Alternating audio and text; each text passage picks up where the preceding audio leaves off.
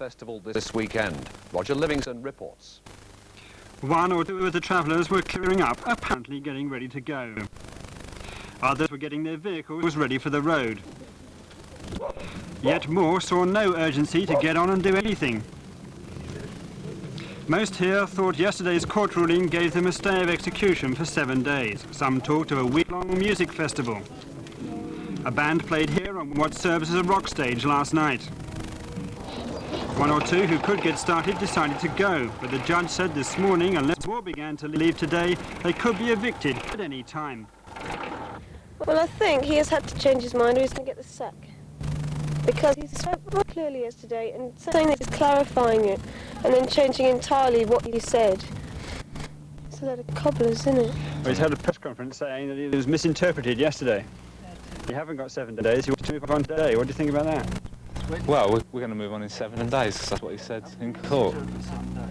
Yeah, I mean, if he said 7 days, I mean, what else did he mean? Well, I don't see why we can't have this site for a while, you know, and it's not as if there's that many local people around here in the immediate area, and the local people from the towns have been coming on here with food supporting us, saying, you know, if you've had enough, you can stay here for a while. That's the way they see it. I wanted to thank the people, the villagers which brought the clothes for all the children and that.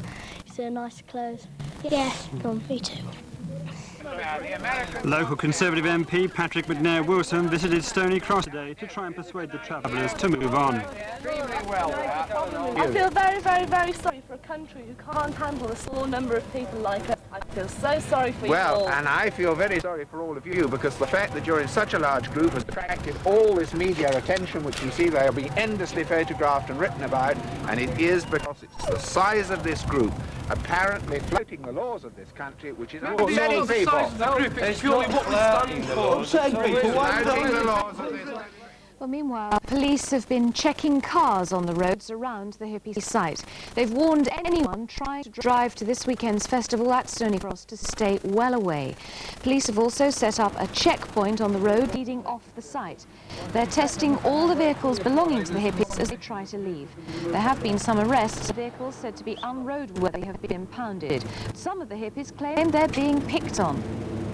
It's just like victimisation, you know. They're just victimising us everything we do. In the court they've given us, said we can be here for 7 days to get our vehicles together, to leave this place. If they're going to do this every time we try and get out, we're not going to be able to get our vehicles ready, so we're not going to be able to leave the place. Chippy, you're going to stop every vehicle that comes up this road?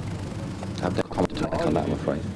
Many local people, however, want the hippies to go now. Traders say they're bad for business. Well, the business has gone down. I can't say how many percentage, but it's gone right the way down. Can you put a figure on it, roughly? It's got to be in the hundreds. Must be in the hundreds. Where do you think that is? People who come from Bournemouth, Portsmouth, etc., they see on the news about hippies in the New Forest, and it's only a couple of miles from the pub. They're not going to come out here and sit down in a beauty spot when there's hippies running around. We've had them now for about 5 or 6 days. They've disrupted our life completely. Those of us who've got animals are just stymied completely. I've had to lock my farm gates with tons of timber, which the merchant has brought in. I can't turn my animals out on the forest where they should be. So the sooner they go, the better. Would you like to see the Forestry Commission use their injunction now then and not wait another week? Yes. It's got to be done. So why not do it now than wait another, a few more days? Well, let's hope we're a peaceful solution to that particular problem. Now they move their vehicles and leave the Stoney Cross site immediately, the warrant will be enforced. They had planned to hold a festival on the camp this weekend. The judge said that the hippies should go and that there certainly shouldn't be a festival here before they do. Unfortunately, nobody told the hippies. Or at least they hadn't done last night. This afternoon, the authorities put that right. It was a sheriff's officer, and the message he and his big police escort had to the hippie colony was simple. Do as the court tells you and get out, or face the consequences. Unless you take steps to vacate this land forthwith, the warrant will be enforced, and you are strongly advised to start to leave the site immediately in an orderly, phased manner. To 7 days. But many of the hippies still say they're staying. 7 days! They were told 2 days ago the judge had given them a week on the site. Now they had to go at once.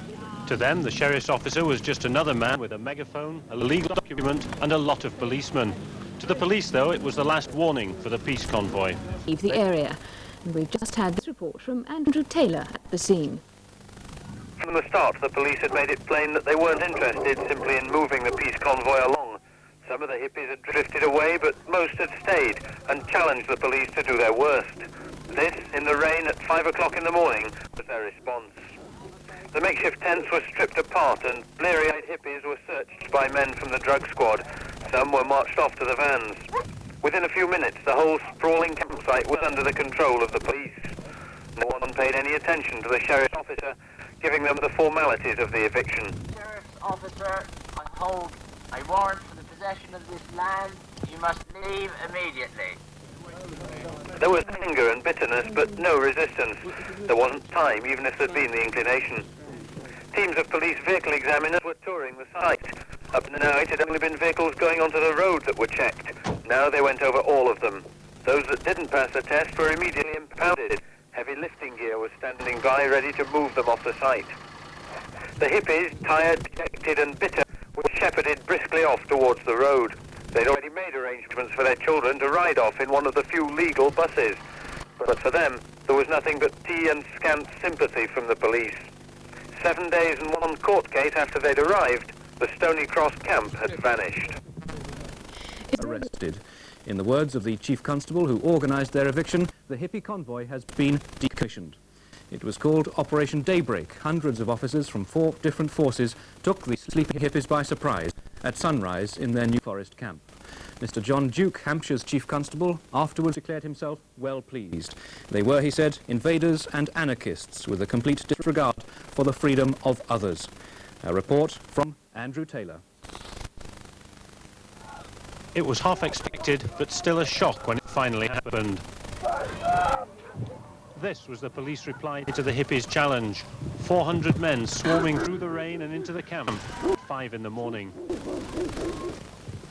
They outnumbered the hippies, they'd outplanned the hippies, and they were in control of the camp before most people knew what was happening. It had taken the court 7 days to deal with them. The police did it in less than half an hour. That's how quickly they were in charge.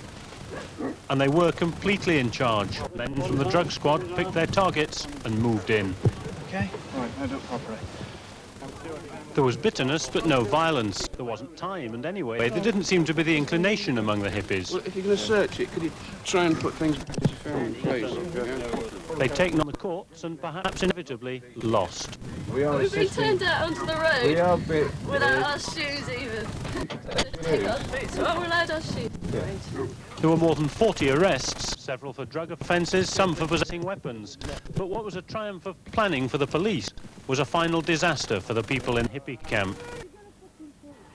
The children rode out on one of the few legal buses on the site. That much had been agreed with the police in advance. The adults weren't so lucky. All but a handful of their vehicles had been declared unroadworthy or illegal. According to the law, the police said, unfairly according to the hippies. They were impounded on the spot, and the hippies, wet, dejected and defeated, were herded briskly off the site.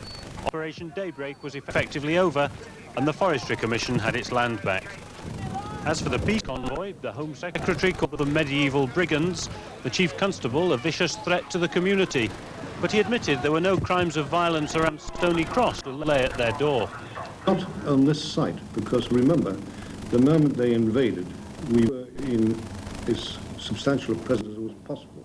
And we have never relaxed that ring around them. Our tactic should be to prevent, knowing full well that the strength in their threat was their size, their ability to move together. Many accepted a bus ride to social service reception centres for food and a free train ticket away. Others didn't. Hey, we got home, skeezer. We don't want your social bloody services.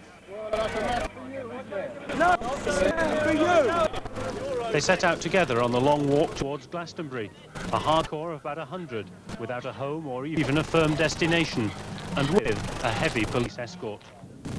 As the afternoon wore on, the hippies were still struggling down the road, but the convoy had been smashed. Owing to the music-loving hippies got left behind, such was the speed of the eviction. Most local people were pleased to see the back of them, but there were some exceptions. They haven't packed up and gone. They have been forcibly evicted. And we feel very strongly, we think it's diabolical and disgraceful what happened to them. And a lot of local people feel very strongly. There were some last-minute handouts from locals. This lady was laden down with cat food. But for the hippies' vehicles, it was a one-way trip to a compound near Southampton. The police were taking no chances. Clamps were fitted to stop them being snatched back. More than 120 vehicles will be stored at this compound. They include cars, vans, caravans and motorcycles. All are either unroadworthy or untaxed. Meanwhile, the Forestry Commission say the Stoney Cross site should be cleared tonight and ready for campers by the weekend. But it will have cost them £30,000, not to mention all the disruption. The people who would have come have been denied their holidays. People who would be out here picnicking have not been able to do that either. Commoners run their stock on the forest, their ponies and their cattle, and obviously that's been at risk. Neighbours to us have suffered damage from dogs in pursuit of sheep. So there's been a lot of damage. Well, right now, the